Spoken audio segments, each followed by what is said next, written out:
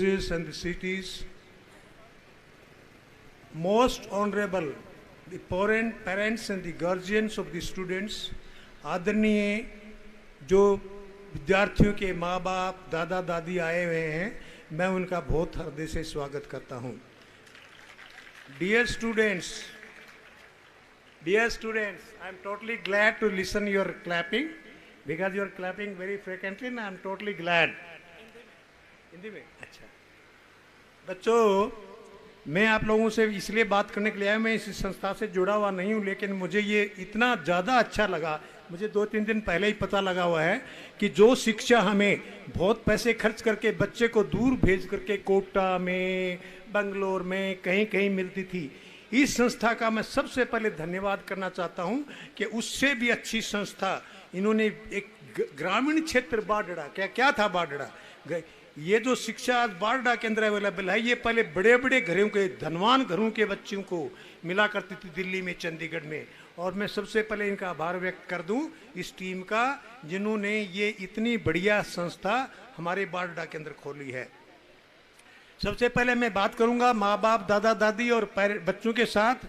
देखो मेरी बात सुनिए, ये हम लोग बच्चों को पढ़ाते हैं, स्कूल में भेजते हैं, ठीक है, बच्चे स्कूल में बहुत मेहनत करते हैं, पढ़ाना भी जरूरी है, पढ़ना बहुत है, लेकिन उनको सबसे पहले हमें ये करना है कि उनको जॉब कहाँ से मिले, नौकरी कहाँ से मिले, कैसे मिले।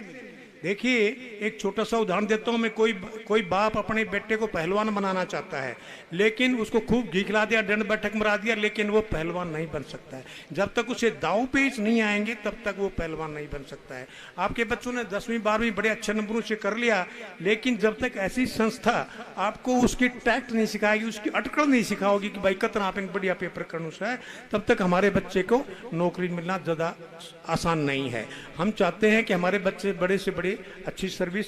मैं नेवी से रिटायर्ड हूं, मैं 17 देशों में घूम के जो बच्चा एनडीए में जाता है हमारे यहाँ जनरल होकर के रिटायर करता है।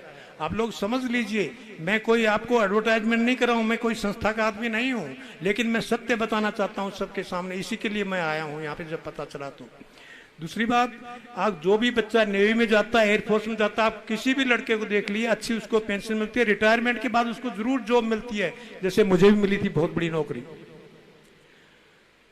नौकरी की मैं बात 2-3 बार नौकरी कर ली, नौकरी कोई छोटी बात नहीं है। आज के जमाने में जिस बच्चे को एयरफोर्स में, नेवी में या एनडीए में सिलेक्ट हो गया, तो खुद बच्चे का भी जीवन भविष्य काल खुशी से महत्व हो गया। ये कोई छोटी घटना नहीं है, ये एक बहुत बड़ा त्योहार है उसकी जिंदगी में, ये एक उत्सव है इसकी जिंदगी में, उसके अकेले की जिंदगी में नहीं, उसके माँ बाप, उसके दादा दादी, उसके अड़ोसी पड़ोसी, उसके रिश्तेदार, सबके हमारा बच्चा भाई नेवी में लग गया, ये उनके लिए एक बहुत बड़े सबके लिए होती है। और आजकल तो अगर मैं सच बोलूं तो ये भी चल रहा है कि किसी के पास चाहे 12 किला जमीन है, अकेला लड़का है, फिर भी उसकी शादी होनी बड़ी मुश्किल हो रही है।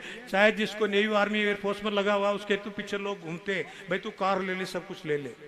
तो इन सब बातों के लिए हमें करना क्या पड़ेगा कि हमें ये सब सुविधाएं मिल जाए, ये ऐसी नौकरी मिल जाए हमारे बच्चों को।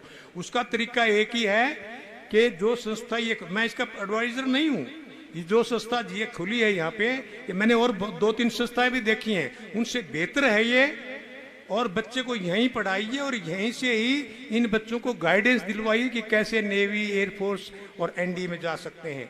एनडीए का दफ्तर खड़गवासला में, जहाँ से बच्चा लेफ्टिनेंट होकर निकलता है और जनरल तक जाता है। अपने यहाँ जितने जनरल बने हैं सब एनडीए से पास आउट हैं, सब लोग। नेवी के अंदर जो बच्चा जाता है वो सारी दुनिया फ्री में तनख्वाह भी देती है, गवर्नमेंट घुमाती भी है, एसी कमरे में भी रखते हैं और सारी दुनिया घुमा के देती है, और रिटायरमेंट के बाद उसकी नौकरी पक्की है बढ़िया से बढ़िया।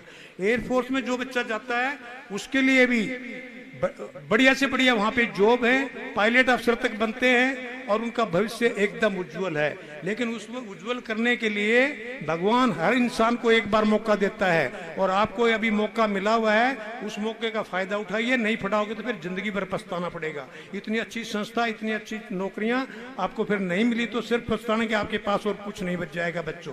सिर्फ क्योंकि मैं एक बुजुर्ग होने के नाते से मैं अपने बच्चों को सिर्फ समझाने के लिए आया हूँ कि ये एक लास्ट मौका है, लास्ट तो नहीं है लेकिन मौका है आपके पास, और इस मौके का पूरा फायदा उठाइए। मैं अपने उनके पेरेंट्स, माँ बाप को भी ये कहना चाहूँगा कि आप लोग अपने बच्चों का भविष्य उज्जवल और अपनी इज्जत और समाज में और अपने रिश्तेदारों की इज्जत चाहते हो तो बच्चों को अच्छी संस्था में पढ़ाइए और उनको अच्छी नौकरी दिलवाइए, ताकि सबकी गांव की भी इज्जत हो कि हमारे गांव का लड़के इतने बच्चे लग गए। आप सब लोगों का इतनी देर तक सुनने के लिए धन्यवाद। Thank you so much.